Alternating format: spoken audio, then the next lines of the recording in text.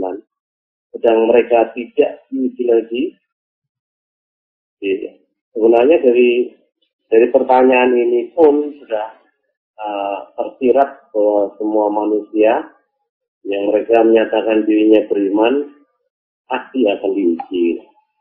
Tetapi Allah lebih menegaskan lagi ayat kedua dengan ayat berikutnya.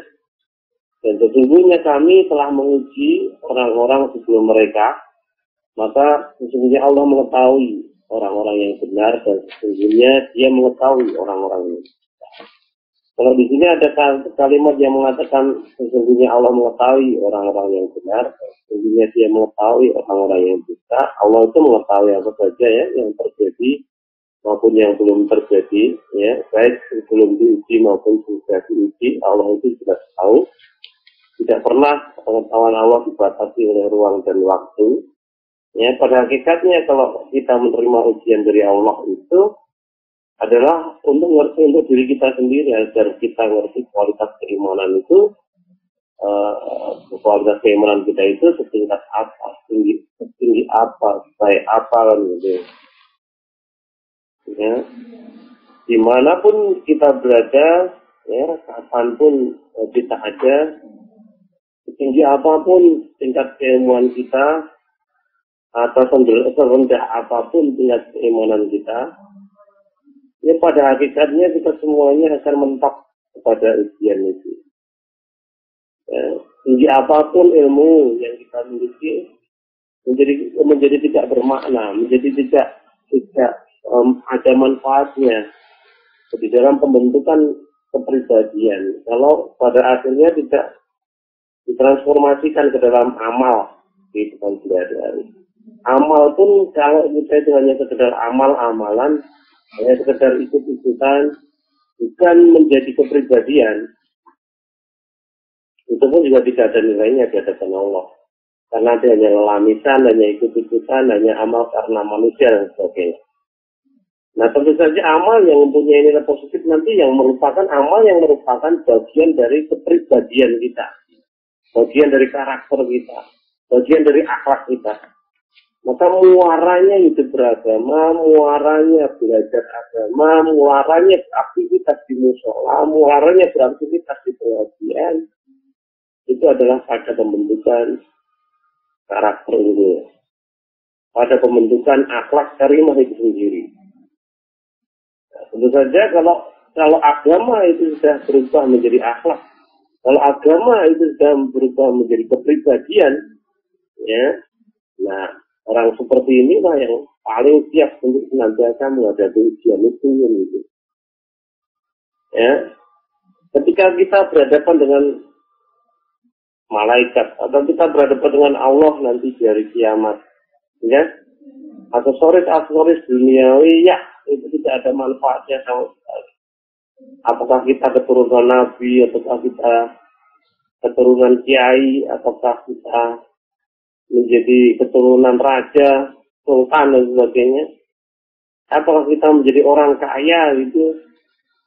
Ketika orang kaya digiring ke neraka, kemudian bertanya kepada malaikat, ya malaikat saya ini kan kaya, saya sudah banyak berderma, kelihatannya banyak berderma. Malaikat paling akan menjawab, so what gitu loh gitu. Mengenai sendiri rapatut untuk rokok, malah sendiri takut banget untuk rokok gitu. Tidak mungkin memanfaatkan hartanya untuk bisa dililahkan gitu. Ya malaikat saya dulu kan seorang ustadz banyak ngaji di mana-mana, so what gitu loh gitu. Malaikat apapun rokok lah itu. Ya. Nah, mari kita lepaskan nanti itu keduniaan itu yang menjadi kebanggaan itu ya. Sehingga betul-betul yang menjadi kebanggaan kita itu adalah ketaatan kita kepada Allah dan Rasulnya. Ya, harta dunia, pangkat jabatan, kepandaian, kepintaran, semuanya akan dihadapkan pada ujian keimanan itu sendiri. Dan kalau tidak lolos, ya tempatnya di neraka, tidak ada tempat lain. Ya, nah, karena itu mari kita betul-betul sadari, ya, kita setiap saat itu, ya, dalam ujian.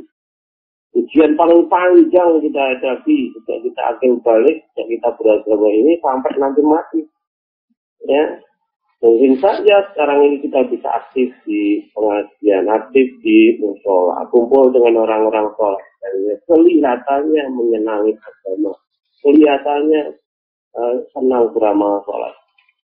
Tapi ketahuilah hakikat yang mengetahui tentang diri kita itu adalah Allah. Ya, kita aktif di bidang agama, tetapi pasti tidak pernah minta kepada Allah. Bisa jadi, dan gitu. Kelihatannya banyak berderma, banyak memberi kepada orang lain. Tetapi tidak hakikatnya remah-remah yang diberikan dibanding dengan apa yang diberikan oleh Allah kepadamu, itu hakikatnya receh aja. Yang seperti itu tidak ada nilainya di hadapan Allah. Mungkin saja kelihatannya dia banyak memberi, tetapi ternyata dia kebut dunia, kan itu. Kekerayatul maut, barangkali seperti itu.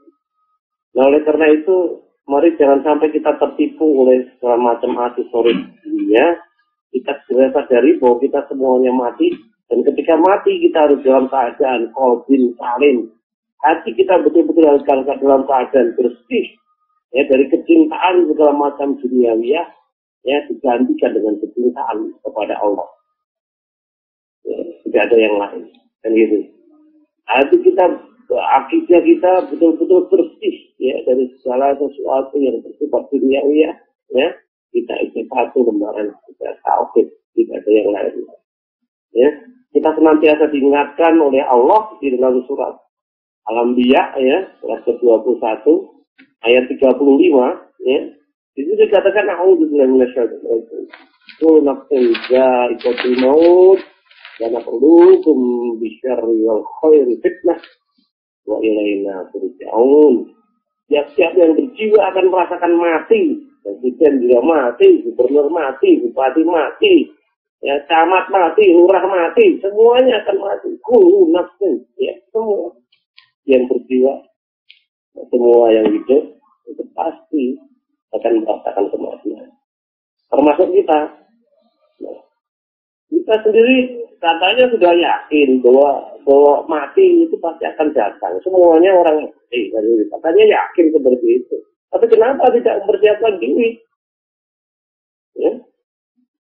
Itu namanya belum yakin, kamu hanya ngerti aja, kan gitu.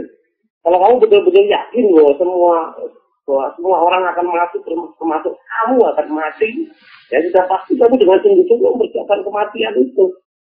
Dan di balik kematian itu ada pengadilan, di balik pengadilan itu adalah orang yang beruntung dan ada orang yang rugi. Dan yang beruntung itu adalah orang-orang yang bertakwa. Dan yang beruntung adalah orang-orang yang taat kepada Allah dan Rasul-Nya.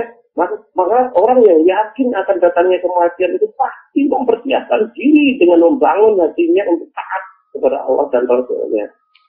Esensi Islam sendiri, aslama yuslimu islaman, itu adalah berserah diri atau tunduk patuh kepada Allah, atau taat kepada Allah dan Rasul-Nya tadi. Ya.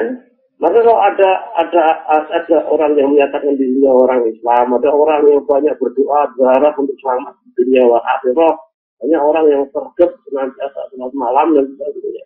Tetapi kalau di dalam kesehariannya tidak ada ketunduk patuhan kepada Allah dan Rasul-Nya, tidak ada ketaatan kepada Allah dan Rasul-Nya, ya ataupun dia tempatnya hanya di neraka, tidak ada yang lain. Ya. Kita bisa pahami betul. Mari kita ulang lagi di dalam surat An-Nisa itu, ya. Dalam surat An-Nisa ayat 13-14. Surat masuk surat favorit saya, ya. An-Nisa ayat 13-14. Tolong dibaca terjemahnya itu, Mas. Quran surat An-Nisa ayat 13. Hukum-hukum tersebut itu adalah ketentuan-ketentuan dari Allah. Barang siapa taat kepada Allah dan Rasul-Nya, niscaya Allah memasukkannya ke dalam surga yang mengalir di bawahnya sungai-sungai, sedang mereka kekal di dalamnya. Dan itulah kemenangan yang besar. Nah, ini kemenangan yang besar seperti ini. Kemenangan besar itu adalah dengan dimasukkannya ke dalam surga. Tetapi kita pahami betul, mari kita pahami betul, bahwa surga itu hanya sebagai piala, hadiah bagi para juara. Kalau kita tidak mau menjadi juara, kita tidak menjadi juara, ya tidak dapat piala itu. Paling-paling itu piala atau pinggir jalan untuk menikmati dirinya sendiri. Yang merasa bahwa dirinya dikasih oleh Allah, merasa dirinya senantiasa ditolong oleh Allah, nanti pas, nanti ada pas. Tetapi malah nek ngombe di tangan kiwa, di tangan kiwa dan sebagainya tidak mau sesuai dengan tuntunan Allah dan Rasulnya itu tidak taat. Gitu loh. Kalau kita mati dalam keadaan minum dengan tangan kiri, sumpah, kemudian kita ditelan bumi dan sebagainya, ya kita mati rokok gitu. Ya, Rasulullah sudah mengingatkan kepada kita, ayat kemudian amangkana fihi kol bihi nikol darah itu. Ya, tidak akan masuk surga orang yang dalam hatinya ada sombong walaupun sebesar zarah. Sedang makan minum dengan tangan kiri dikatakan oleh Rasulullah sebagai sombong gitu loh. Ya. Maka orang-orang yang tidak taat kepada Allah dan Rasulnya kok merasa bahwa dia dikasihi Allah, merasa dia dapat hidayah dari Allah, itu tertipu oleh dirinya sendiri. Maka harus waspada ini. Ya, jangan sampai kita merasa tertipu oleh diri kita sendiri. Justru ketertipuan kita oleh setan seperti itu yang akan membawa kita masuk neraka dalam keadaan seperti itu. Jadi merasa dirinya mendapat hidayah, tetapi hakikatnya dia menjadi teman kecilnya dari setan gitu. Nah ini bahaya ini. Nah di ayat lain yang namanya kemenangan yang besar itu, ya adalah orang-orang yang taat kepada Allah dan Rasulnya. Wa may yuti'illah wa rasulahu faqad faza fawzan 'azima. Orang siapa yang taat kepada Allah dan Rasulnya, maka dia sungguh telah memperoleh kemenangan yang besar. Dalam surat Al-Ahzab ayat 31. Ya. Intinya apa? Intinya yang namanya kemenangan yang besar itu sendiri adalah taat kepada Allah dan Rasulnya. Hakikatnya adalah kemenangan terhadap hawa nafsu, kemenangan terhadap godaan setan dari ketaatan kepada Allah dan Rasulnya. Jadi kalau di dunia ini kita bisa betul-betul taat kepada Allah dan Rasulnya, yang menghadapi segala macam bentuk ujian tadi, tetap dalam keadaan taat kepada Allah dan Rasulnya. Dari segala macam kenikmatan dunia ini tetap dalam keadaan bersyukur kepada Allah, ya, bersyukur kepada Allah. Malah senang nyukur keren sebagainya ya. Kita bilang ini sebenarnya bukan syukuran juga, begitu ya. Tapi betul-betul bersyukur kepada Allah, gitu ya. Ya, dengan senantiasa meningkatkan ketaatan kepadanya, memanfaatkan apa yang diberikan oleh Allah itu di jalan Allah, gitu ya. Ya, itulah orang yang bakal lulus ujian seperti itu. Kalau katanya bersyukur, kok ternyata tidak taat kepada Allah dan Rasulnya, orang bersyukur, kita tertipu oleh setan, sebenarnya kan tidak bersyukur. Tapi Rasul senang saja dapat kenikmatan, iya ya, kalau orang ditipu banyak, dia senang. Tapi bukan berarti senang itu kemudian dia bersyukur. Nah, itu tidak ada. Namanya bersyukur itu senantiasa akan diikuti dengan ketaatan, dengan kebaikan akhlak kan gitu. Nah, maka dari itu jangan kita silau dengan surganya, jangan silau kita dengan fadl azimanya, tetapi mari betul-betul kita tata hati kita supaya kita taat kepada Allah dan Rasulnya dengan bahagia, dengan merasa beruntung, dengan merasa tersanjung, dengan merasa mendapatkan anugerah yang amat sangat besar dari Allah kalau kita itu betul-betul kita nanti akan bisa menghadapi ke ujian itu dengan ketaatan tadi. Terus ayat 14. Ayat 14. Dan barang siapa yang mendurhakai Allah dan Rasulnya dan melanggar ketentuan-ketentuannya, niscaya Allah memasukkannya ke dalam api neraka yang sedang ia kekal di dalamnya, dan baginya siksa yang menghinakan. Ya, di siksa yang menghinakan, neraka dan sebagainya, itu hanya merupakan resiko, ya, resiko dari cara hidup kita di dunia ini yang penuh ketidaktaatan kepada Allah dan Rasulnya dan diwarnai dengan pelanggaran-pelanggaran terhadap aturan-aturannya. Nah, kalau kita menjadi hamba Allah dan kita kemudian sudah mempelajari ayat-ayat Allah, kemudian kita mentaati ayat-ayat Allah, ya kita bebas dari yang seperti itu. Ya.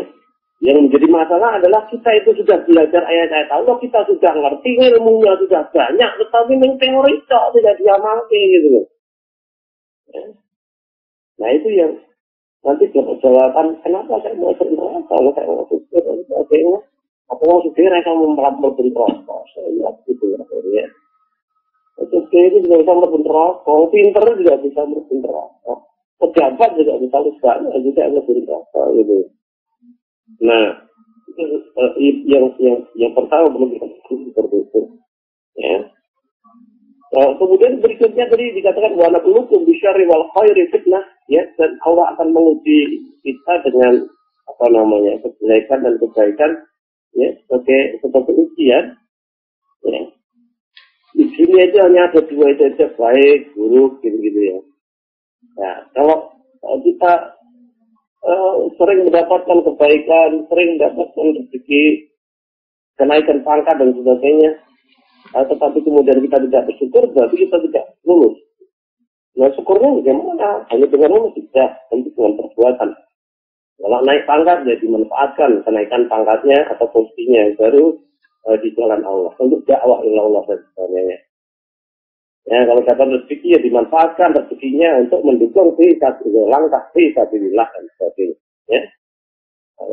Ya, langkah fisabilillah banyak ya, ya untuk beli buku-buku, untuk beli motor, beli mobil, beli pulsa, beli HP dan sebagainya tidak fisabilillah kalau mau digunakan untuk fisabilillah.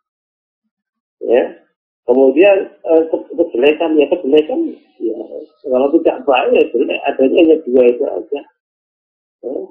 Cuman orang sering salah memandang begitu ya. Maka kita harus memandang dengan pandangan yang sama. Apalagi satu keluarga, suami, istri dan sebagainya, pandangannya harus sama, ya. Artinya sudut pandangnya sama. Ya, tolak ukur baik buruk sama, bukan tolak ukur baik buruk itu adalah kepentingan pribadi atau hawa nafsu, jangan. Ya, baik dan buruk itu harus dipandang dari sisi Allah. Ya. Kalau kita melakukan satu pelanggaran diperingatkan, pelanggaran diperingatkan, kemudian kok melanggar, itu buruk. Maka tidak ada salahnya kalau kemudian orang memperingatkannya dengan keras, tidak ada salahnya. Keras atau tidak keras, itu kan tergantung sudut pandang kita juga. Ya, dengan siapa yang dihadapi? Nabi Ibrahim itu ya, diajak itu semua patung-patung yang ada di kampungnya itu dihabiskan, dianjurkan, ramai ngomong tak terakhir. Tapi gunakan apa itu dianggap itu. Nabi Musa itu menghadapi seorang pemuda Yahudi yang seorang pemuda Mesir yang yang berkelahi dengan pemuda Yahudi, itu sama Nabi Musa sampai mati itu. Nabi Muhammad diperangi betul, bunuh ya butuh betul gitu. Jadi Islam itu jangan kemudian digambarkan muncul lemah kayak kue lapis begitu, apa kayak bubur mentel-mentel begitu, berbedel mentel-mentel begitu. Tidak. Islam itu lembut sekali, bisa keras dia harus keras, yang saat lembut dia harus lembut, kan gitu. Nah, kalau dia harus menghadapi orang dengan lembut ya dengan lembut. Tapi kalau lembut tidak bisa ya harus dengan keras. Dan kemudian kita menilai keras itu elek, tidak ada model seperti itu. Yang elek itu yang bisa sesuai dengan Quran Sunnah, begitu. Nah, mudah-mudahan kita bisa paham tentang yang seperti ini. Ya. Jadi jangan kita mudah menilai lah ya, mudah menilai pada seseorang, ya, kemudian akhirnya malah ini sendiri kita, gitu ya. Kalau kita tidak ngerti hakikat orang lain itu kita tidak ngerti. Karena itu ketika kita ngaji, di majelis tafsir Al-Quran itu selalu diingatkan bahwa ngaji itu adalah untuk diri sendiri, untuk memperbaiki diri sendiri, sehingga kita menjadi orang yang bisa paham. Ya, lagi sedikit demi sedikit ilmu yang kita pelajari kita amalkan dalam kehidupan sehari-hari, karena prosesnya itu jelas. Ilmu dulu, setelah ilmu kemudian diamalkan, setelah diamalkan perlu pembiasaan, setelah pembiasaan kemudian akan menjadi karakter, setelah berubah menjadi karakter itu baru kita jadi baik, karena kita membiasakan kebaikan tadi menjadi berakhlak karimah. Tapi kalau yang kita biasakan adalah buruk-buruknya, ya, suka berenengi, suka gibah, suka menghina, suka mengejek, ya. Ingat, kalau kita berenengi meskipun tidak disebutkan nama orangnya, kalau kita itu memang niatnya berenengi, yang diperbolehkan itu niatnya memperbaiki, niatnya untuk pelajaran dan sebagainya. Tapi kalau niatnya itu memang berenengi gitu, ya. Niatnya berenengi gitu. Walaupun orang disebutin namanya itu niatnya berenengi. Gusti Allah itu tahu niatnya apa gitu. Nah, kalau kita membiasakan yang seperti itu, neraka tempatnya, yakin itu. Nah, percaya tidak buka gitu, belok gitu, ketemu di sana gitu. Nah, karena itu teman-teman yang sedang online yang berbahagia gitu ya. Mari kita menghadapi ujian apapun bentuknya di dalam kehidupan pribadi, kehidupan keluarga, kehidupan bermasyarakat, ya, sesuai dengan apa yang dituntunkan oleh Allah dan Rasul.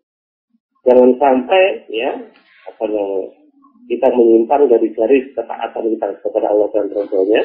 Karena kalau sampai kita menyimpang dari garis kebijakan Allah dan Rasulnya, ketaatan Allah kepada Allah dan Rasulnya, buahnya adalah yudkhilhu naran khalidan fiha walahu adzabun akan masuk ke dalam neraka, ya, kekal di dalamnya, walahu adzabun, dan dia akan mendapatkan azab yang menghinakan. Nauzubillah min dzalik. Jadi teman-teman yang berbahagia secara online, kita hadapi ujian apapun yang ada di depan kita, yang ujian itu memang berjalan setiap detik, setiap saat, sampai kita mati nanti. Mari kita hadapi dengan senantiasa beristiqomah, memperkuat keimanan kita, ya, sehingga ketaatan demi ketaatan, ya, kita raih ya, di dalam menghadapi ujian tadi, ya, dengan betul-betul meninggalkan semua bentuk kemaksiatan atau ketidaktaatan atau kedurhakaan kepada Allah dan Rasul. Begitu Mas Nadi sebagai pengantar, mudah-mudahan sedikit ini bermanfaat bagi kita semuanya. Iya Ustaz, terima kasih. Untuk sementara belum ada pertanyaan yang masuk ke sini Ustaz. Lanjut. Belum ada? Ini ada pertanyaan masuk Ustaz. Iya, silakan. Ustadz, apakah arti zuhud yang sebenarnya itu, Ustadz? Mohon dijelaskan. Ya, jadi apa namanya? Jadi kalau kita menghadapi ujian duniawian gitu, keduniaan gitu ya, ya kita orang bisa menghadapinya dengan sikap qanaah, menerima apa yang diberikan oleh Allah, ya, berapapun besarnya, ya, atau kita tidak bisa menerima, tidak mau menerimanya dengan sifat yang qanaah, katakan begitu. Nah, kalau sampai kita menghadapi apa namanya ujian keduniaan itu dengan nafsu, ya, nafsu yang berlebihan dalam mencintai dunia, nah kita akan tersesat. Karena memang cinta kita yang pertama itu hanya kepada Allah, Rasul, dan Jiwa. Artinya apa? Artinya kecintaan kepada suami, kecintaan kepada istri, kecintaan kepada harta, kecintaan kepada pangkat, itu semuanya harus dilandaskan pada cintaan kepada Allah. Cinta kepada Rasul dan Jiwa itu juga karena cinta kita kepada Allah, kan gitu.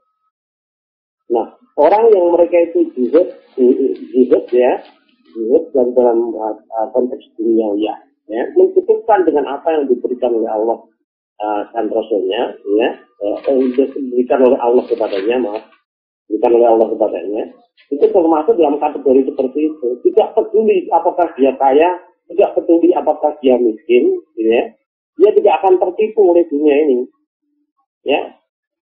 Tidak berarti kemudian dia tidak boleh kaya bisa saja kaya seperti Utsman bin Affan atau seperti Abdurrahman bin Auf.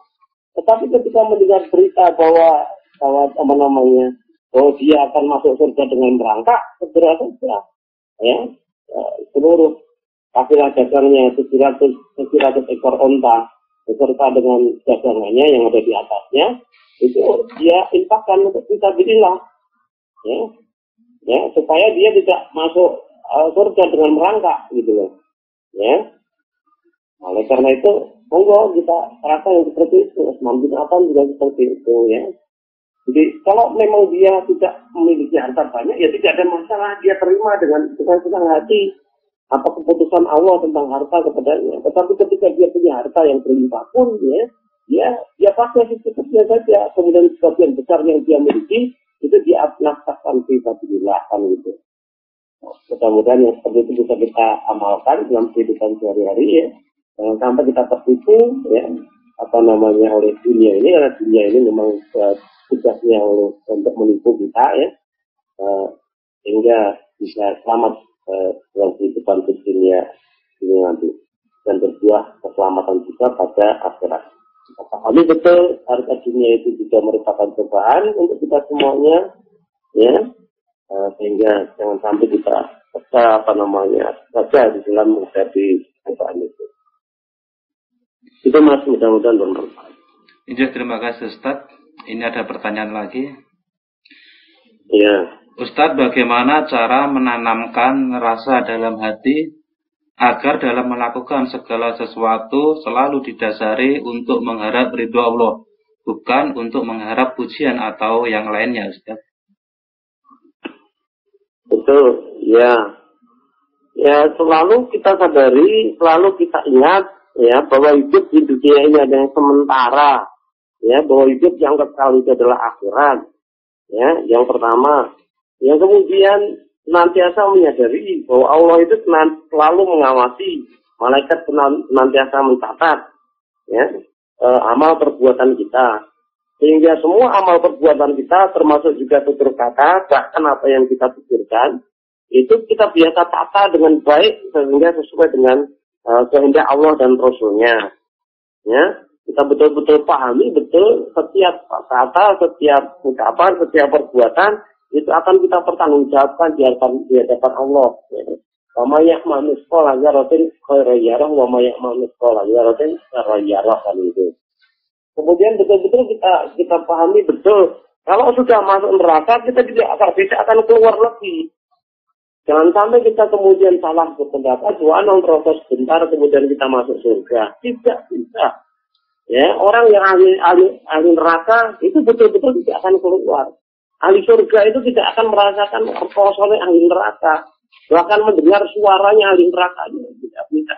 Kalau ya, senantiasa ada sering ya, namanya menyampaikan ayat 61 surat Az-Zumar itu, ya, yang itu dikatakan orang yang bertakwa itu tidak pernah tersentuh api neraka. Coba dibaca terjemahnya aja, Mas. Surat Az-Zumar ayat 61.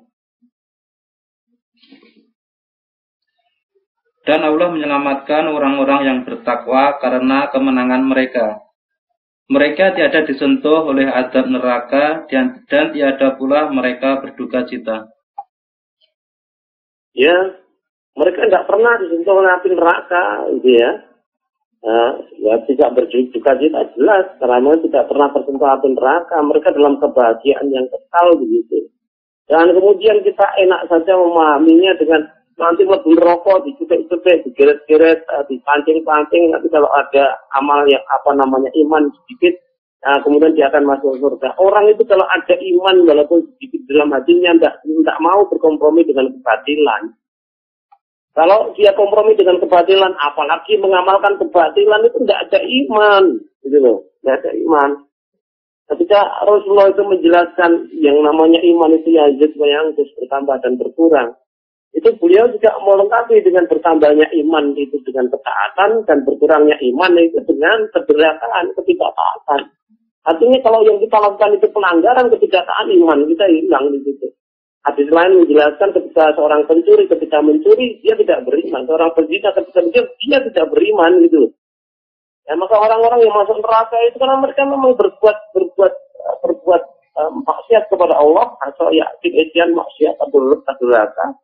Maka dia tidak punya iman. Tidak ada harapan untuk ditarik ke surga, tidak ada. Ya. Jangan sampai kemudian hadis itu dipahami supaya dipahami dengan kepahaman yang bertentangan dengan Quran. Quran tidak pernah salah kok. Dibikin bertentangan dengan Quran, ya bertentangan dengan Quran ya pasti salah kan gitu. Apalagi kalau kita lihat di dalam surat Al-Anbiya, surat ke-21 ayat 102, itu dikatakan di situ bahwa orang ahli surga itu tidak pernah ya namanya mendengar kesengsaraan di api neraka, tidak pernah dengar. Coba dibaca Al-Anbiya dari 101 sampai 102. Terjemahnya aja, Mas. Al-Anbiya ayat 101. Bahwasanya orang-orang yang telah ada untuk mereka ketetapan yang baik dari kami, mereka itu dijauhkan dari neraka. 102. Mereka tidak mendengar sedikit pun suara api neraka dan mereka kekal dalam menikmati apa yang diingini oleh mereka. Iya. Jadi orang-orang yang memang telah mendapatkan ketetapan yang baik dari Allah. Artinya, secara sunatullah, orang-orang yang mereka itu menempuh jalan-jalan menuju ketaatan, menuju ketakwaan dan sebagainya, dan benar-benar menjadi orang yang taat, menjadi takwa, menjadi orang yang bertakwa di hadapan Allah. Artinya benar-benar berakhlak karimah mereka itu, ya. Maka mereka itu dijauhkan dari neraka. Seberapa jauhnya dari neraka itu? Ya, padahal api neraka itu kan terdengar dari jarak sekian-sekian, sangat jauh begitu. Seberapa jauh? Sampai mereka tidak mendengar sama sekali. Mereka tidak mendengar sedikit pun suara api neraka itu. Siksaan dan sebagainya tidak dengar dia. Ya, hakikatnya seperti itu kan gitu. Nah, oleh karena itu jangan berharap berharap kita tidak apa-apa melanggar-langgar dikit.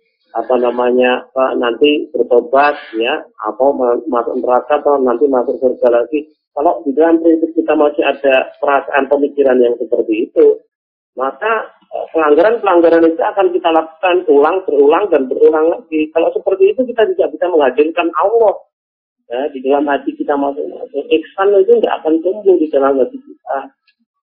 Nah, oleh karena itu ya, tidak dari pemikiran, tidak dari akidah harus kita dandani. Oh, yang namanya di surga kekal, di neraka kekal, titik. Maka dari itu saya harus cari surga. Untuk bisa cari surga, saya harus menjadi orang yang bertakwa, menjadi orang taat kepada Allah dan Rasulnya. Untuk bisa menjadi taat kepada Allah dan Rasulnya, saya harus menjadi orang yang berakhlak karimah. Untuk menjadi orang yang berakhlak karimah, saya harus mempunyai karakter yang baik dari menjadi karakter yang baik. Saya harus membiasakan berbuat baik.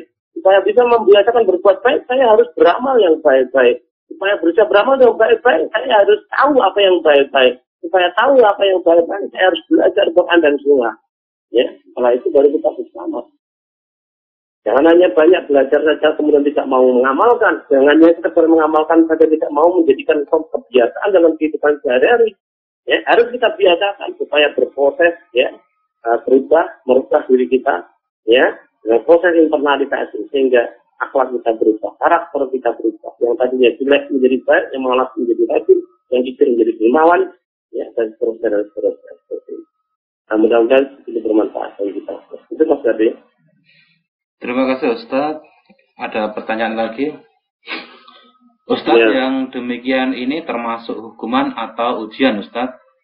Jika seseorang yang selalu mengalami kegagalan dalam karir serta kesulitan dalam ekonomi, dan bagaimana sebaiknya Ustadz kita menghadapi yang demikian, padahal kita sudah senantiasa mendekatkan diri kepada Allah dengan jalan mengamalkan ilmu yang kita peroleh. Ya, kita lihat saja yang namanya ujian itu bukan berhasil dalam karir, ya, sukses ujian, menghadapi ujian itu bukan berarti dia harus sukses dalam karir, menjadi orang kaya, menjadi pejabat dan sebagainya, sama sekali tidak. Kalau kita menjadi orang pejabat tetapi ternyata koruptor, ya, menjadi pejabat ternyata kita tidak taat kepada Allah dan sebagainya, atau karir kita sukses tetapi ternyata kita tidak taat kepada Allah dan Rasulnya, itu gagal. Yang namanya sukses, ya apapun kita, apapun keadaan kita, kalau kita taat kepada Allah dan Rasulnya, itu namanya sukses. Itulah yang namanya Rabbana atina fid dunya hasanah wa fil akhirati hasanah wa qina adzabannar, yang kita singgung beberapa waktu yang lalu. Itu seperti itu gitu loh. Ya, berkali-kali keinginan kita untuk mendapatkan pekerjaan tidak sukses, ya, karena kalah bersaing dengan yang lain. Tetapi kalau kita tetap taat kepada Allah dan Rasulnya, tidak melakukan pelanggaran-pelanggaran, itu tetap sukses dalam hidup. Adapun karir kok itu dikatakan tetap sukses karena yang besar itu adalah ketaatan kepada Allah dan Rasulnya. Karir itu kecil sekali, tidak ada nilainya di hadapan Allah. Allah tidak menilai karir seseorang. Ya, gimana peningkatan karir muncul selama 5 tahun pertama ini? Oh, tidak akan ditanya mulai bakal takon kayak ngono kuwi. Ana ngono kuwi masalah dunia, kafir kuwi pinter golek ngono kuwi gitu loh. Ya, orang kafir itu tidak bisa taat kepada Allah dan Rasulnya. Orang munafik itu tidak bisanya, ya dia tidak bisa taat kepada Allah dan Rasulnya. Pura-pura taat saja, pura-pura baik saja. Ya, seperti banyak tulisan di FB itu, bohong ya. Ya, hati-hati itu.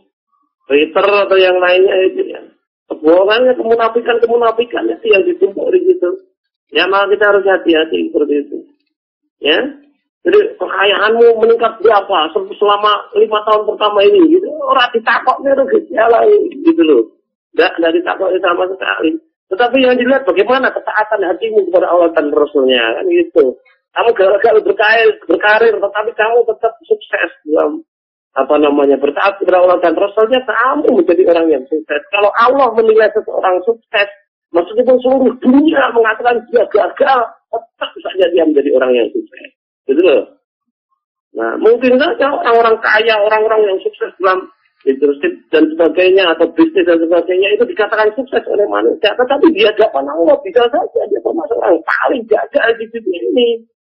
Ya, orang duit saja dia pinter, tetapi kemudian berkarir dia pinter, berbisnis dia pinter, tapi noto hatinya untuk taat kepada Allah yang memiliki jagat raya, yang rezeki dia, yang memberikan kesuksesan bisnis pada dia, tidak bisa. Itu yang besar itu di situ.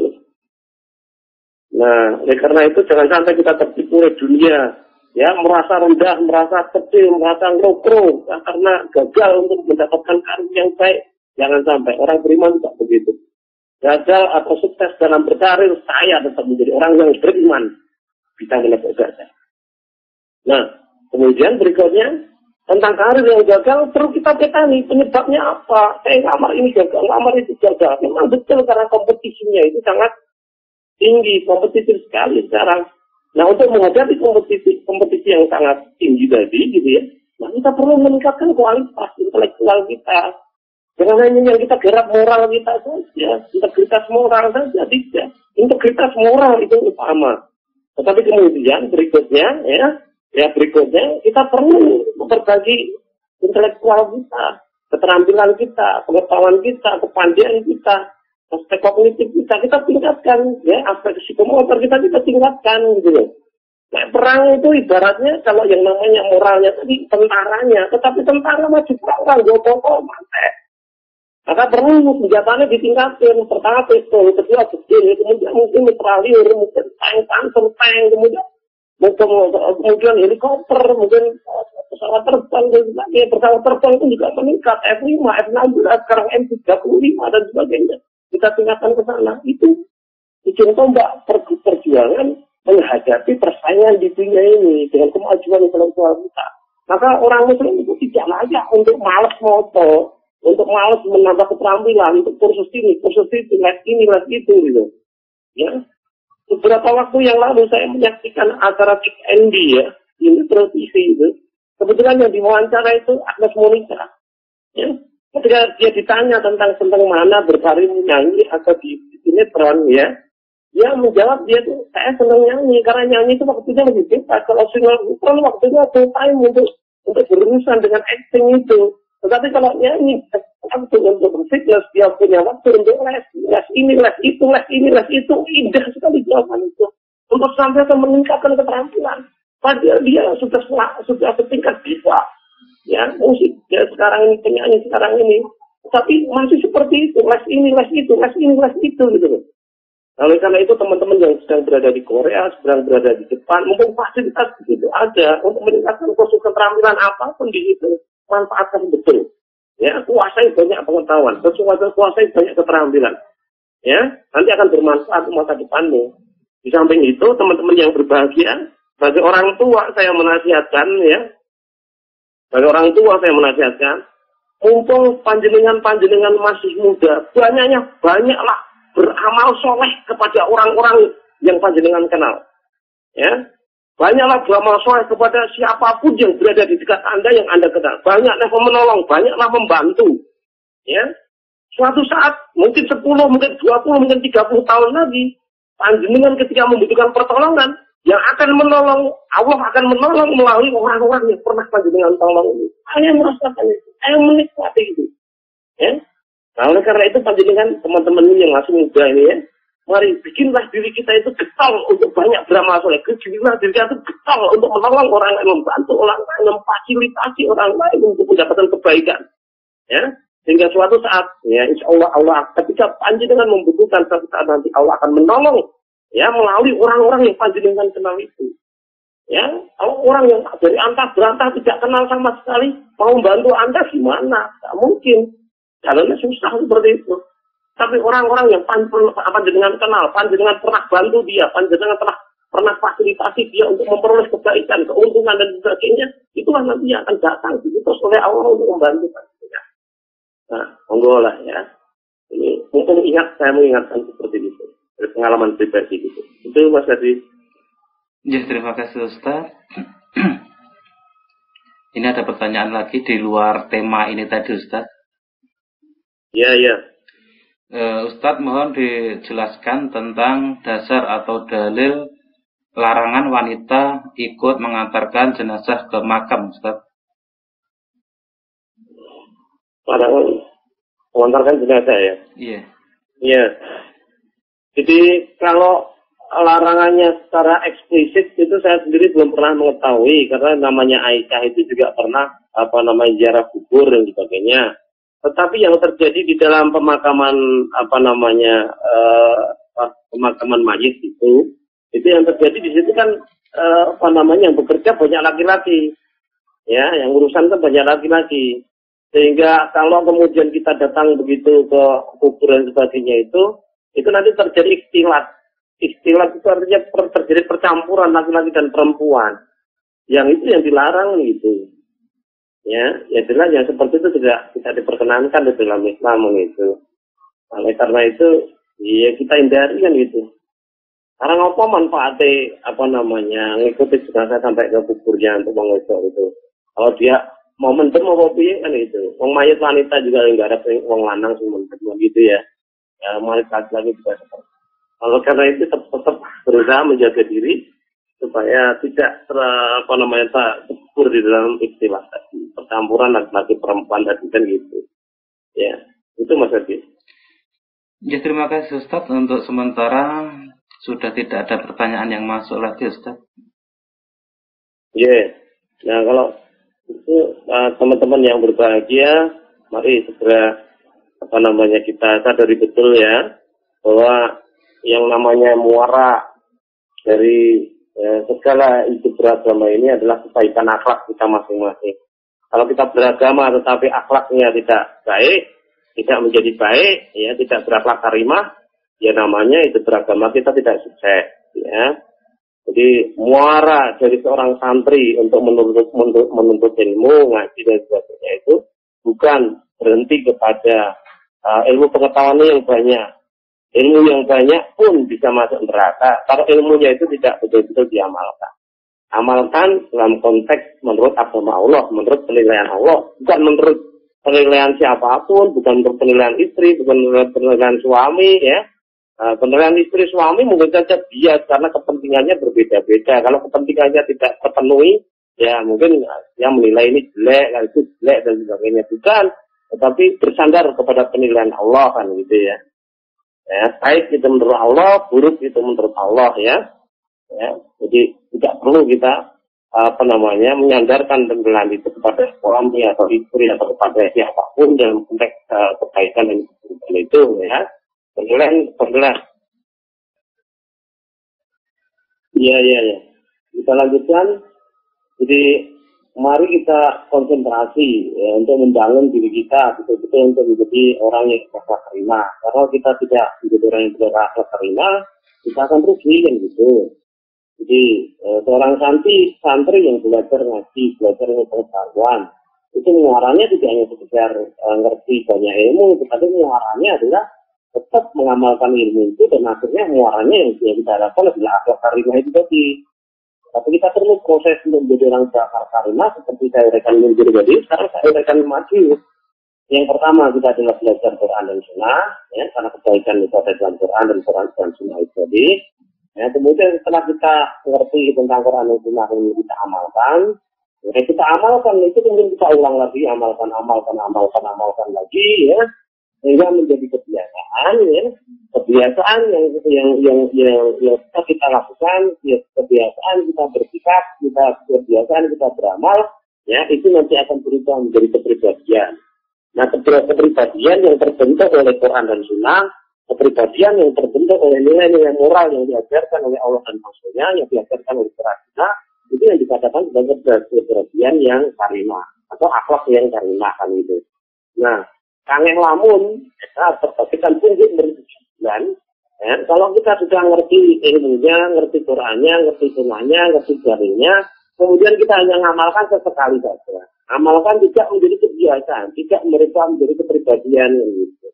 Ya, dia merasa saya sudah banyak menyumbang, saya sudah banyak memberi. Justru yang seperti itu tipuan setan. Ya, tipuan setan. Ya. Setiap dihadapkan kepada tantangan untuk bersedekah, dihadapkan tantangan untuk fisabilillah, yang namanya kepribadian yang unggul itu akan senantiasa berusaha untuk mengambil kesempatan itu. Karena kesempatan itu hakikatnya merupakan tawaran Allah kepada dia untuk beramal. Ya, ketika kesempatan itu kemudian kita lewatkan, kok kita merasa bahwa kita tidak baik. Itu namanya setan sudah menipu kita. Ya. Tetapi orang yang baik, sekalipun tidak merasa dirinya baik, dia ada kesempatan diambil, dan dia tidak pernah melewatkan kesempatan itu namanya orang baik betul. Ya, kemudian orang seperti itu dilihat-lihat oleh suaminya, dilihat-lihat oleh istrinya, dilihat-lihat oleh orang lain, tetap saja dia baik dalam pandangan Anda. Setiap kesempatan diambil, ya, kesempatan untuk beramal itu karena Allah. Ya, dan karena yang lain-lain gitu. Nah, monggo ya, kita sudah amal lagi, kita sudah banyak ilmu, ya. Sekarang sudah waktunya kita melakukan proses internalisasi dari ilmu, dari nilai-nilai Quran yang kita pelajari itu supaya menjadi kepribadian kita. Nah, kalau itu sudah menjadi kepribadian, tidak mungkin lepas, tidak mungkin hilang, ya. Ya. Oleh karena itu orang itu akan dibimbing, ya. Allah akan menyiapkan bimbing, ya. Akan menyiapkan bimbing, ya, bagi orang yang baik, gitu ya. Dia akan terbimbing untuk berbuat jelek, ya. Orang yang jelek akan terbimbing untuk berbuat baik, ya. Sehingga berbahagialah dari kita semuanya, ya. Yang kita itu senantiasa mengamalkan amal-amal baik dan merasa nyaman, merasa nikmat, ya, dengan amal-amal baik tadi, gitu ya. Sehingga kita merasa tidak nyaman dengan perbuatan jelek itu. Coba mari Mas Jadi dibuka surat Al-Anfal ayat 24. Surat Al-Anfal surat ke-8 ayat 24. Baca percuma aja. Surat Al-Anfal ayat 24. Hai orang-orang yang beriman, penuhilah seruan Allah dan seruan Rasul. Apabila Rasul menyeru kamu supaya kepada suatu yang memberi kehidupan kepada kamu, dan ketahuilah bahwa sesungguhnya Allah membatasi antara manusia dan hatinya, dan sesungguhnya kepadanya lah kamu akan dikumpulkan. Ya. Salah satu penjelasan dari Ibnu Abbas ketika membicarakan tentang wa'alamu anallaha yaqulu bainal mar'i wal qalbi, itu seperti itu.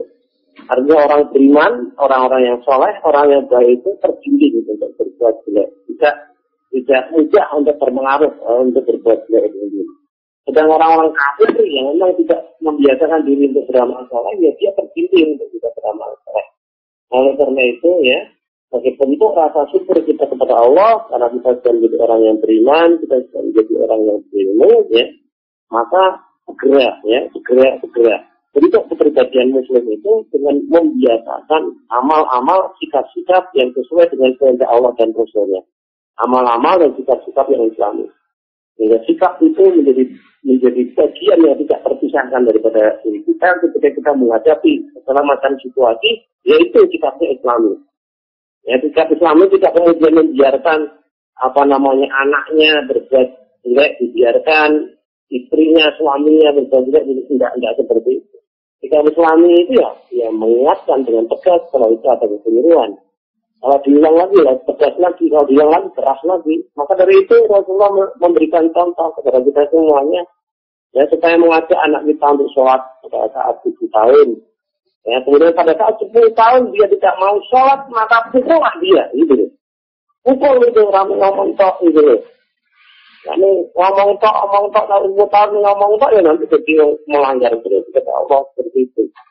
Tidak hanya sikapnya keras, hanya dari mulut saja malah disuruh mukul itu setelah 3 tahun diperingatkan. Kalau sholat ya jangan tidak mau sholat suruh mukul gitu ya. Oleh karena itu jangan salah persepsi terhadap Islam ya. Kita berusaha senantiasa untuk memahami Islam dengan sebenar-benarnya. Biasa kita berdoa Allahumma arinal haqqa haqqa, tapi dilanjutkan warjibna tibaah dan berilah kami rezeki yang berupa kekuatan untuk mengikutinya. Warinal batilah batilah, tidak hanya sekedar mohon ditunjuki oleh Allah supaya yang batil betul-betul nampak batil, tetapi kita berkompromi dengan kebatilan, ya, dengan menafikan, ya, tidak seperti itu. Tetapi yang batil betul-betul nampak batil dan kita dan diberi rezeki kekuatan untuk menjauhinya. Ya, mudah-mudahan teman-teman yang sedang online ini ya mendapatkan berkah dari apa yang kita pelajari pada sore hari ini dari firman Allah yang sudah kita kaji surat Al-Kabut ayat 2 dan 3 tadi. Dan mudah-mudahan Allah memberikan kemudahan kita paham akan apa yang saya jelaskan tadi. Dan juga tergerak hati kita untuk mengamalkannya dalam kehidupan sehari-hari dan betul-betul merubah sikap hidup kita ya, yang lalu-lalu menjadi sikap hidup yang sesuai dengan tuntunan Allah dan Rasulnya sehingga terbentuklah seperti bagian yang karimah tadi, terbentuklah sikap-sikap yang penuh dengan ketaatan kepada Allah dan Rasulnya yang kemudian akhirnya kita mendapatkan piala ya, yang serupa keselamatan dunia wal akhirat, keberuntungan yang besar yang diberikan oleh Allah kepada kita. Allahumma amin. Begitu Mas Edi, saya kira tidak perlu kita perpanjang waktu saya.